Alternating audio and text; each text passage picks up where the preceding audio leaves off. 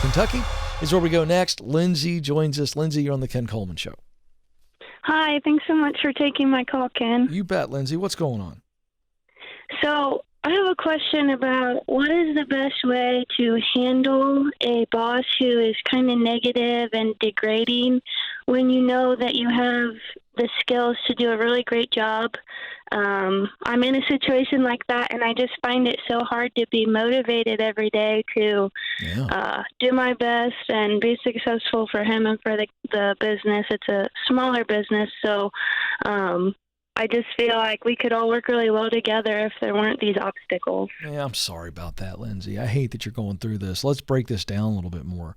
Give me a couple of examples, maybe the worst examples you can think of the negative and degrading treatment. Well, I haven't been there a real long time, but from day one, it's just been like very fast paced, which is great, but I haven't felt like I really got a chance to learn, and so I'll just get asked these questions that feel like I'm expected to know the answers to and not really given a chance to look it up. If it's something that I need to look up, it's like almost a never mind, you're not worth my time kind of mentality. I'll walk in the morning with a smile on my face and say good morning, and if I'm met with a response, it's usually not that enthusiastic, and it's just hard to put into words, but it's this constant feeling of like I'm disappointing when I haven't really even gotten a chance. How long have you been there? 3 weeks. Okay, so not a long time at all. What kind of work are you doing? I'm a business development manager, so eventually that'll turn into a heavy sales role, but right now it's just kind of helping get the business build up so that it can grow and expand. We have What kind of business? What kind of business is this? Pool construction. So you guys do pools. And so you're out there right now trying to find clients or trying to build up awareness, brand, something, and it's kind of a pre-sales role. Is that what I'm hearing? Partially. We have more business than we can handle because of supply shortages and things like that. So Right. It's a lot in the office of getting things ready to really grow and perform when we're able to How many get people are on product. the team? About 8, but some are part-time.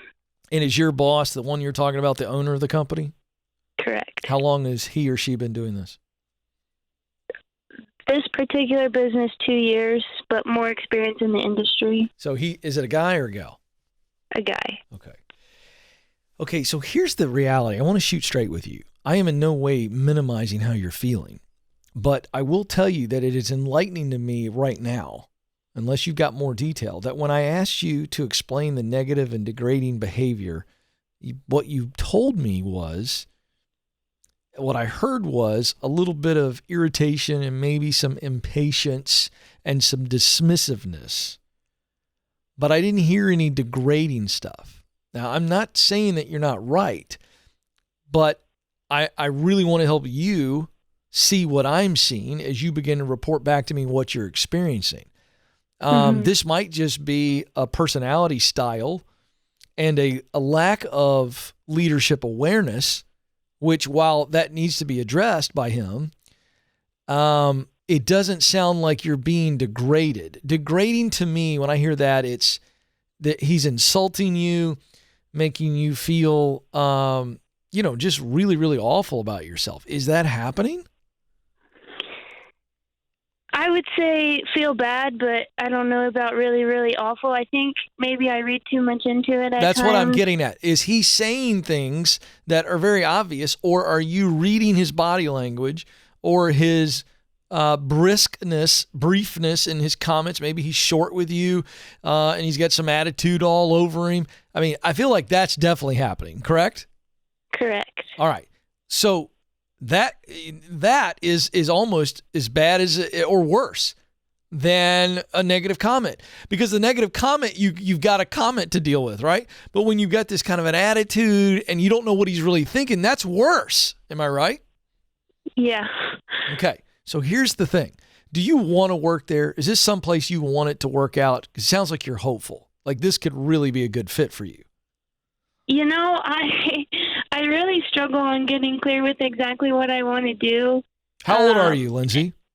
25. Okay. So here's the deal. If you want to be there long term, then what you're going to have to do is sit down and go, hey, I'm 3 weeks into this.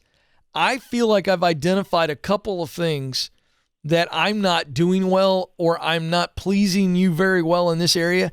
And it is my 3-week-old experience and opinion that is telling me I just need a little bit more training, and I need to sit with you and ask more questions and get answers and the how-tos so that I can do this job better. But I don't want to irritate you either. But I think if I can sit with you and get more know-hows and how you want me to do it, I feel like I can do better here. I think that's a conversation you need to have. But put it that way. Don't put it on him and say, hey, you're making me feel this way. Just go, hey, I'm sensing some frustration, and I don't want to frustrate you. But I feel like as I'm looking at some areas, and give him real concrete examples. The other day, I didn't do this the right way, and so I don't know how to do it. If you show me how, I'm going to bust my butt, and I'm going to do it the right way. I think that's the conversation that needs to happen. It comes from a place of humility and hunger. Okay? Because I don't feel like there's any kind of, I don't feel like he's coming from a place of ugliness. I just think this is a guy who hasn't led a lot of people, got a lot of pressure, blah, blah, blah, blah, blah, blah. And I think you just need to go, hey, if you show me how to do this, this, and this, and spend a little more, what else can I do to learn to do this better? Ask him what he can pour into you so you can do it better, so he knows that, oh, I've got a humble gal here and I've got a hungry gal. She wants to do better and get this right. And I think that that's the way I would approach this. If it continues to happen and he doesn't show you, and it's truly about the fact that you're not trained properly to do your job, but you've got to be emotionally honest here and go, it's not just the way he acts and the way he makes me feel. I know that he's not trained me and I'm not able to do it. He's just kind of telling me to figure it out. And when I ask him how I can figure it out better, he's resistant to that, then we got a problem. Okay, then you move on. But here's what I want you to do. Lindsay, you don't know if this is a long-term play for you. So I want to give you as my gift, okay, my brand new Get Clear Career Assessment. It's going to walk you through, it's about a 25 to 30-minute assessment, okay? And it's going to tell you your top talents, what you do best. It's going to tell you your top passions, the work you love to do most. And it's going to identify for you the missional results that matter to you, what you really want to produce.